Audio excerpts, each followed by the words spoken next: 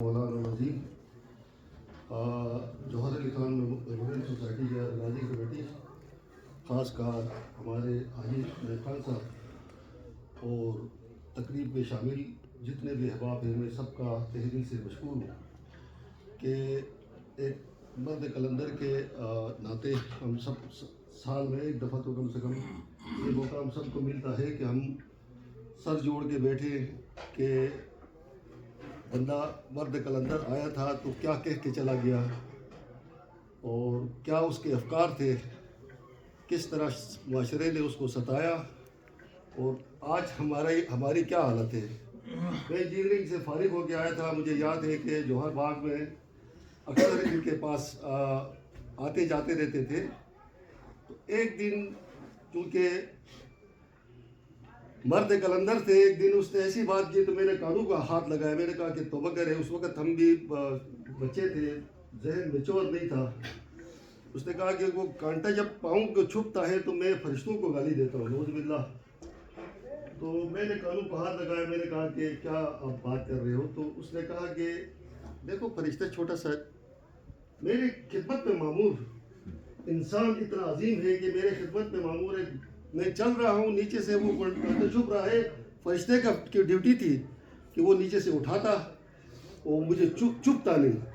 اس نے اپنے دلائل سے یہ ثابت کر دیے کہ وہ فرشتہ واقعی گالی کا قابل تھا۔ کہ تو گزارش میں آپ لوگوں سے یہ چاہوں گا، یہاں پہ جو باتیں دہرائی گئی ہیں وہ دہرا کے میں آپ لوگوں کا وقت جو ہے نا وہ ضائع نہیں کروں گا، بلکہ لیڈرز وہ ہوتا ہے جو آئیڈیاز دیتا ہے۔ ان آئیڈیاز کو وقت کے لوگ جو ہے وہ سمجھتے نہیں ہیں، لیکن آہستہ آہستہ جب وقت کا پہیہ چلنے لگتا ہے تو وہ آئیڈیاز جو ہے لوگوں کے کام آتے ہیں، لوگ جڑتے جاتے ہیں۔ وہ آئیڈیا جو ہے وہ ایک وقت ایسا آتا ہے کہ اس آئیڈیا کو بیانیہ جو ہوتا ہے نا اس کو شکست نہیں دیا جا سکتا۔ آج یہاں پہ جتنی باتیں ہوئی ہیں میں وہاں سے بات سٹارٹ کروں گا۔ جب یہ انسان کو تخلیق کیا گیا تھا تو اسی وقت فرشتوں نے کہا تھا یا اللہ ہم ہیں سب کچھ کرنے والے، عبادت بھی سب کچھ، کیا ضرورت ہے اس کو پیدا کر کے دنیا میں فساد پیدا کرنے کے لیے۔ وہ جانتے تھے انسان کی مشینری کے اندر 4 بڑے چیزیں ہیں، ہوا، آگ، پانی، مٹی، چاروں کے چاروں طاقتور چیزیں ہیں۔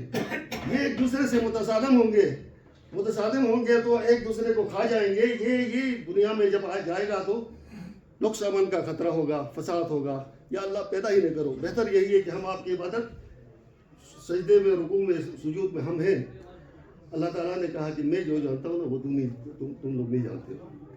میں نے اس کو اسماء کا نام سکھا دیا۔ یہ قرآن پاک میں آتا ہے کہ میں نے اس کو اسماء سکھا دیے ہیں کہ ان اسماء کی بدولت وہ دنیا میں جائے گا تو امن قائم کرے گا۔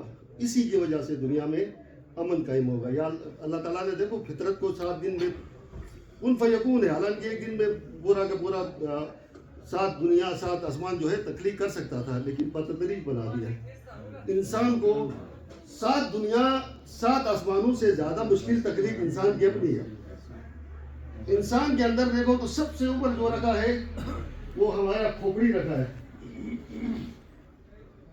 آج کی سائنس، جدید سائنس تحقیق کے بعد یہ کہتی ہے کہ 1 خرق خلیے ہے انسان کے ذہن کے اندر، اور سب سے زیادہ جو بندہ دنیا میں آ کر جس نے اپنے خلیے استعمال کیے ہیں وہ آئنسٹائن ہے۔ وہ کہتے ہیں کہ 15% اس نے اپنا ذہن استعمال کیا ہے، 85% دماغ اس نے بھی استعمال نہیں کیا۔ اللہ تعالیٰ نے 25 لاکھ GB، یہ USB میں آپ 2 GB کے اندر 100 فلمیں آپ ریکارڈ کر کے دیکھ سکتے ہیں۔ 25 لاکھ GB انسان کی میموری ہے اگر وہ سٹور کرنا چاہے تو۔ یہ انسان کی کیپیسٹی دے کے اللہ تعالیٰ نے دنیا کے اندر بھیجا، بغیر اس کے نہیں بھیجا۔ میرے بھائیوں، میں نے جو آیت کریمہ آپ کو تلاوت کی اس میں اللہ تعالیٰ یہ کہتا ہے وَلِكُلِّ جَعَلْنَا مِنْكُمْ شَرِيعَةً وَمِنْهَاجًا۔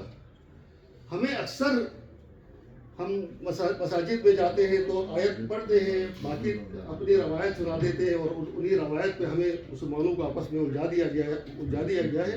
اللہ تعالیٰ کہتا ہے کہ میں نے بھیجا تم میں شریعت کیا ہے؟ حکم، اور منہاج کیا ہے؟ اس حکم پہ چلنے کا طریقہ۔ اگر شریعت آتی اور طریقہ نہیں آتا دین غلط ہے میرے بھائیوں. انسان کو جب بھیجا گیا ہے تو اس کی کتاب جو اس کو آپ موبائل کے اندر دیکھو, کال بھی کر سکتے, ہزار چیزیں کر سکتے ہو. وہ جاننے پہ ڈیپینڈ کرتا ہے کہ وہ بندہ جو ہے اس پہ واٹس ایپ چلاتا ہے, فیس بک چلاتا ہے, یوٹیوب چلاتا ہے, کیا کچھ نہیں چلا سکتا. اگر کسی بندے کو پتہ نہیں ہے تو وہ صرف کال ہی کرے گا, اس کو کسی چیز کا پتہ نہیں ہوگا. اسی طرح اللہ تعالیٰ نے جب یہ قرآن پاک بھیجا ہے تو اس قرآن کے اندر امر نہیں کے جتنی بھی آیات ہیں, اس امر نہیں کے آیات کو کیسے بجا لیا گیا, یہ طریقہ بھی سکھا دیا. اگر یہ طریقہ مولویوں پہ, درباری ان پہ چھوڑ دیتا یا عوام الناس پہ چھوڑ دیتا تو آج یقین کرو کہ حضور پاک صلی اللہ علیہ وسلم نے 23 سال نماز تو سب کے آگے بیٹھ کے پڑھایا ہے نا, سب سے آگے بیٹھ کے نماز پڑھایا ہے. 23 سال سارے اصحاب اہل بیت نے دیکھا ہے کہ حضور پاک صلی اللہ علیہ وسلم کو نماز کس طرح پڑھاتے ہیں. کہ آج فرق ہے میرے بھائی, کوئی رفع یدین کرتا ہے, کوئی ہاتھ چھوڑ کے پڑھتا ہے, کوئی ہاتھ باندھ کے پڑھتا ہے. کیوں ہے یہ فرق؟ کبھی اس میں غور کیا کہ 23 سال لگاتار دن میں 5 دفعہ نماز ہوتی رہی ہے, ہر صحابی نے اس کو دیکھا ہے. آج کوئی ایک روایت نہیں ملتی ہے کہ ہاتھ چھوڑ کے پڑھا ہے, ہاتھ باندھ کے پڑھا ہے, رفع یدین کیا ہے, نہیں کیا ہے. کہ یہ اختلاف کیوں ہے؟ روایت کی وجہ سے. لیکن اگر فرائض دیکھیں تو تمام شیعہ سنی نوربخشی اسماعیلی جو بھی وہ آتا ہے, فرائض 13 فرائض جو ہے نا ان میں بھی ہے, اس میں بھی ہے. کیوں؟ فرض واجب جو ہے وہ قرآن میں لکھا ہوا ہے. تو انسان کو جب پیدا کیا تھا تو اللہ تعالیٰ نے ایک قرآن اس کے اندر جبلت کے اندر پیدا کیا ہے کہ وہ حق کو پہچانے. ہر انسان حق کو ایسے پہچانتا ہے جیسے اپنے سگے بیٹے کو پہچانتا ہے. یہ قرآن پاک کہتا ہے, میں نہیں کہتا. اپنے بیٹے کو پہچاننے میں جو غلطی نہیں کرتا وہ حق کو پہچاننے میں بھی غلطی نہیں کرتا. لیکن اس کے باوجود کیا ستم ظرفی ہے کہ 1,24,000 انبیاء کو اس دنیا میں بھیجا گیا. اس انسان کو جو اللہ تعالیٰ نے خود تخلیق کیا تھا, جس پر فرشتوں نے اعتراض بھی اٹھایا تھا, 1,24,000 پیغمبروں کو, اس کے باوجود کہ اس کی دیت کے اندر, اس کی جبلت کے اندر اللہ کے احکام کو دیت کر کے رکھ دیا کہ یہ آپ حق کو پہچان لو گے, اس کے باوجود 1,24,000 انبیاء کو کس مشن کے لیے بھیجا گیا تھا. یہاں ایک بات میں جو نوٹ کرنے کی ایک ہی بات ہے, میں وہ نہیں دہراتا ہوں تاریخ کو. 1,24,000 انبیاء کا مشن جو ہے لیظہرہ علی الدین کلہ. حضور پاک صلی اللہ علیہ وسلم, موسیٰ, ابراہیم علیہ السلام, عیسیٰ علیہ السلام, یہ وقت کے حکمرانوں سے ٹکرائے ہیں. موسیٰ دیکھو فرعون کے ساتھ, ابراہیم دیکھو نمرود کے ساتھ, حسین کو دیکھو یزید کے ساتھ, حضور پاک صلی اللہ علیہ وسلم خود عرب کے وہ جاہل ابو لہب اور ابو جہل کے ساتھ. وقت کے ظالم حکمرانوں کے خلاف ٹکرانے والے کون تھے؟ نبی. وہ چاہتے کیا تھے کہ لیظہروا علی الدین کلہ, یہ دین جو ہے نا وہ غالب آ جائے باقی تمام ادیان پہ. اب دین کیا ہے؟ دین کیا ہے؟ وے آف لائف ہے, یہ فطرت ہے. ڈنمارک میں دیکھو دین ہی دین ہے. تو کوئی بندہ چوری کرتا ہے, نہ کوئی بندہ پیسہ پھینک دے, شام کو آپ کے پتہ پہ پڑھ واپس بھجوا دیتے ہیں. جاپان میں دیکھو ایک نمبر ہے دنیا کے اندر سچائی میں.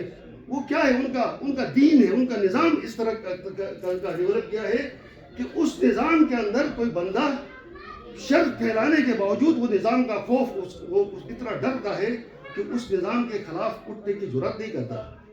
ہمارے یہاں ہماری ثقافت ہے, ہم بڑے سے بڑے گناہ کرتے ہیں. اگر کوئی بندہ کہے کہ قمیص اتار کے روڈ پہ 2 چکر لگا کے آ جاؤ, میں وہ گناہ کرنے کے لیے, وہ کیوں؟ میری تہذیب, میرا دین اجازت نہیں دیتا. دین سے مراد میں یہ لیتا ہوں کہ جو نظام مروجہ نظام ہے. تو میرے بھائیوں, ہم یہاں پہ جتنے بھی اس پہ کالونیل نظام کے اندر ہیں, اس کالونیل نظام کے اندر ہمارا نظام خراب ہے. اگر ہم شعوری طور پہ ہر بندے کو اس قابل بنا دے کہ وہ حقوق مانگنے کی بجائے ادائیگی فرائض پہ اپنے آپ کو والنٹیئرلی تیار کرے کہ میرے جو حقوق ہے دینے کے وہ میں ادا کرنے کا وہ ہوں گا, تو کسی کا حق مارا جائے گا؟ سوال ہی پیدا نہیں ہوتا. ہر بندے کو اس بات پر کنونس کیا جائے کہ یہ آپ کی ڈیوٹیز ہے, یہ آپ کے فرائض ہے, آپ اپنے فرائض ادا کریں بس, تو کسی بھی بندے کا حق نہیں مارا جائے گا. حق کیوں مارا جاتا ہے؟ کیونکہ نظام ایسا ہے. اس نظام کے اندر اگر آپ نعوذ باللہ اگر کسی فرشتے کو بھی بٹھا دیا جائے نا تو وہ نظام اس کو جگڑ کے رکھ دیتا ہے کہ وہ اس دوسرے کے ظلم و استحصال پر مبنی نظام ہے، کالونیل نظام ہے. یہ نظام آپ لوگوں نے خود ترتیب نہیں دیا ہے. تو اس نظام کو بدلنے کے لیے آپ ارتقائی تبدیلی کے اندر دیکھیں، ایولیوشنری پروسیس کے اندر پہلے سردار ہوا کرتے تھے، پھر بادشاہ ہوئے، پھر وہ وقت کے ساتھ ساتھ نظام حکومت بدلتے گئے. تو اب ہر بندے نے قرآن سے ہدایت تو نہیں لی ہے، لیکن یورپین نے، امریکہ نے، اچھے جو مہذب دنیا کے اقوام ہیں، ان لوگوں نے اپنا نظام خود جمہوری اصولوں کے مطابق وضع کرنا سٹارٹ کر دیا. تو جمہوری اصولوں کے مطابق جب وضع کرنا سٹارٹ کیا تو اس کے اندر سے جمہوریت آ گئی. ٹھیک ہے. اب اسی جمہوریت کے اندر ہر بندے نے کہا کہ یار یہ دیکھو چوری کرنا پوری دنیا کے اندر جرم ہے، ہمیں تو کیا، چلو قرآن نے بتایا، حضور نے بتایا، ائمہ نے بتایا، صحابہ نے بتایا، ان کو کس نے بتایا؟ وہ لوگ جو عمل کرتے ہیں ان کو کس نے بتایا؟ اس لیے کہ ان لوگوں نے صدیوں کے تجربات ہیں کہ یار جھوٹ بولنے پر ضلالت ہے. اب وہ آج بول کے دیکھے نا، پریکٹیکل ہے یہ، وہ ضلالت کل اس کو ملے گی، لیکن آج جھوٹ وقتی طور پہ اس کو جھوٹ بولنا پڑتا ہے، کل کی ضلالت کو نہیں دیکھتا. اس طرح ہر خامی کے اندر اس کے کچھ نتائج ہیں جو وہ قوم بھگتنے کے بعد توبہ کیا ہوا ہے. پریکٹیکلی ہم نے صرف اس کو زبان کی حد تک رکھا ہے. تو میرا کہنے کا مقصد یہ ہے کہ اگر ہم اپنے عوام کو شعوری طور پہ اتنا بلند کر دے کہ کوئی سیاسی خرکار، خواہ وہ اسمبلی میں بیٹھا ہو، خواہ وہ پاکستان کی نیشنل اسمبلی میں ہو یا یہاں کے صوبائی اسمبلی میں بیٹھا ہو، وہ سیاسی خرکار آپ کو سیاسی دھوکہ نہ دے دے.